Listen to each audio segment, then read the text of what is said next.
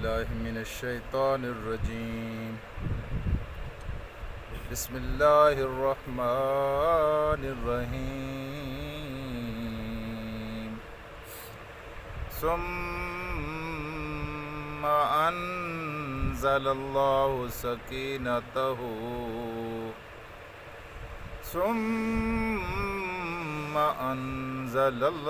سكينته على رسوله وعلى المؤمنين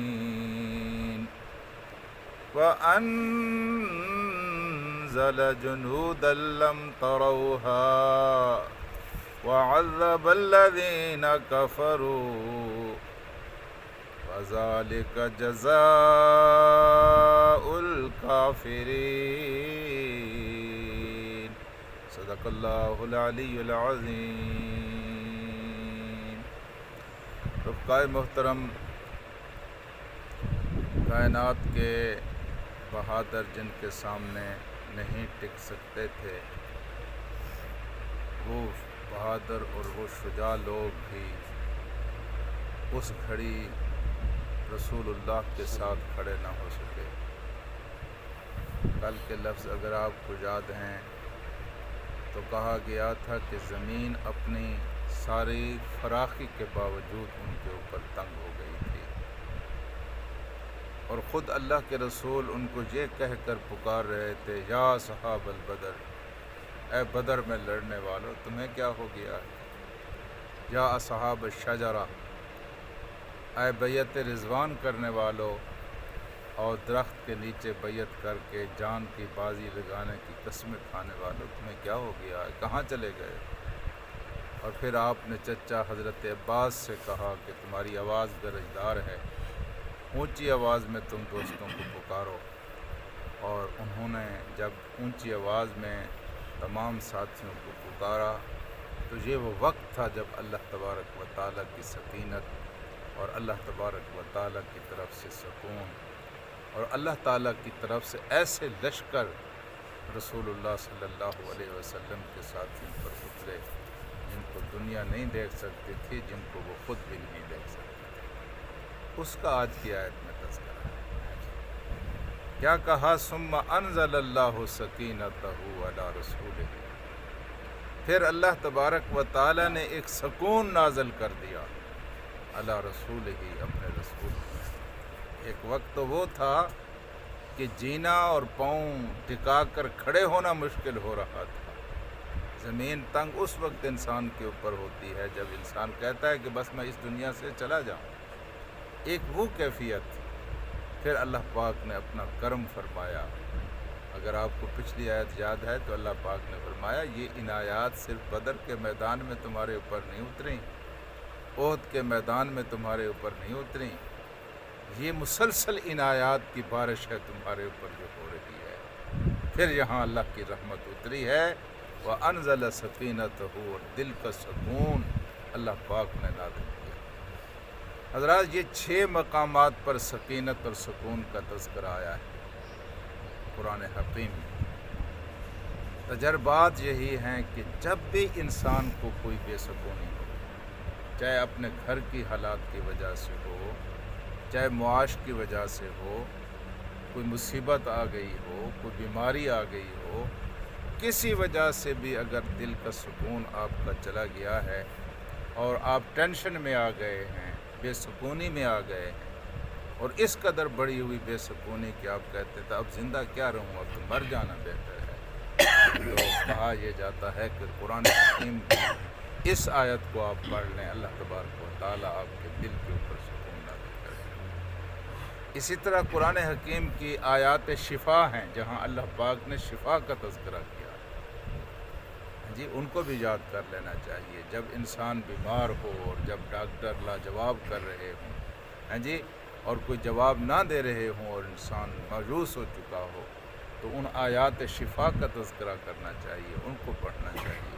اللہ تبارک و تعالی شفا. دیکھیں یہ کائنات قرآن کی ان برکتوں کی وجہ سے کام کر رہی ہے جی. قرآن کے لفظوں سے جب برکت اٹھ گئی تو کائنات نہیں رہے گی، سب کچھ فنا ہو جائے گا. ایمان اور عقیدہ رکھنا چاہیے کہ اللہ کے کلام کی ان الفاظ کے اندر بڑی تاثیر ہے، بڑا اثر ہے۔ وہ خدا جو دعاؤں کے اندر اثر رکھتا ہے، جڑی بوٹیوں کے اندر ایک اثر رکھتا ہے، وہ خدا جو پانی کے اندر یہ اثر رکھتا ہے کہ پیاس مٹھائے، روٹی آپ کی بھوک مٹھائے، وہ خدا ان کلمات کے اندر بھی بڑا اثر رکھتا ہے۔ تو کہا یہ گیا ہے کہ جب کسی قسم کی کوئی ٹینشن ہو، اور ہم تو بے سکون معاشرے میں رہ رہے ہیں اور قدم قدم پر ٹینشن ہے، قدم قدم پر بے سکونی ہے، تو مسلسل یہ آیات ورد کرتے رہنا چاہیے اور ان کا تذکرہ کرنا۔ ثم انزل اللہ سکینتہ، پھر اللہ پاک نے اپنی سکینت نازل کر دی علی رسولہ، اپنے رسول پر، وعلی المؤمنین، اور تمام مومنوں کے اوپر اللہ پاک نے اپنا سکون نازل کر دیا۔ کافروں کا جو رعب تھا وہ جاتا رہا، ان کا ڈر اور خوف جو تھا وہ جاتا رہا، ان کا بڑھتا ہوا دباؤ جو تھا وہ ختم ہو گیا۔ یکدم دلیر ہو گئے، شیر ہو گئے، اہل ایمان اکٹھے ہو گئے اور اللہ کے رسول کے ارد گرد جمع ہو گئے، اور پھر فرمایا تم نہیں دیکھ رہے تھے، وَأَنزَلَ جُنُودًا لَّمْ تَرَوْهَا، اللہ پاک نے ایسے لشکر، جند کہتے ہیں ایک لشکر کو، ایک لشکر نہیں، جنود، لشکروں کے لشکر اللہ پاک نے اتارے، لم تروہا، جن کو تم تو نہیں دیکھ سکتے تھے۔ ہوا بھی اللہ کا لشکر، پانی بھی اللہ کا لشکر، فضا بھی اللہ کا لشکر، جنگ کا ماحول بھی اللہ کا لشکر، یکدم کافروں کے دلوں کے اندر رعب ڈال دیا اور مسلمانوں کے دلوں کے اندر جرت اور بہادری پیدا کر ہے جی۔ لم تروہا، ایسے لشکر جن کو تم نہیں دیکھ سکتے تھے۔ پھر کیا ہوا؟ پھر وہ ہوا کہ عذب الذین کفروا، اللہ نے کافروں کو شکست نہیں دی صرف، بلکہ اللہ پاک نے کافروں کو عذاب دیا ہے جی۔ یعذبہم بایدیکم، اللہ پاک نے ان کو عذاب دیا اور تمہارے ہاتھوں سے دیا۔ یہ کافروں کی قسمت بھی ہے اس دنیا کی۔ مومن بن کر دکھائیں بس، یہ شرط نہیں ہے کہ ہتھیار زیادہ ہوں، ان کی تعداد زیادہ ہو، مومن بن کر دکھائے، پھر اللہ کا یہ وعدہ کل جس طرح موجود تھا آج بھی موجود ہے جی۔ مومن بن کر دکھائیں، اللہ تمہارے ہاتھ سے ان کو عذاب دے گا، ان کی رسوائی ہوگی، ان کی بے عزتی ہوگی۔ اتنی بڑی طاقت کے باوجود بھی یہ بے عزت ہو کر نکلیں گے، رسوا ہو کر نکلیں گے۔ اتنی بڑی طاقت، ایک طاقت نہیں، دنیا کی طاقتیں اکٹھی۔ یہ کوئی چھوٹا معجزہ ہوا ہے افغانستان کی سرزمین کے اوپر۔ اللہ تبارک و تعالیٰ کو جو دیکھنا چاہے، چلو مادی دنیا میں دیکھنا چاہے، دیکھ لے یہ افغانستان کی سرزمین پر اور قرآن کی صداقتوں پر۔ وَيُعَذِّبُهُمْ، اور اللہ ان کو عذاب دے گا۔ اور پھر فرمایا کہ اللہ جب ان کو عذاب دے گا،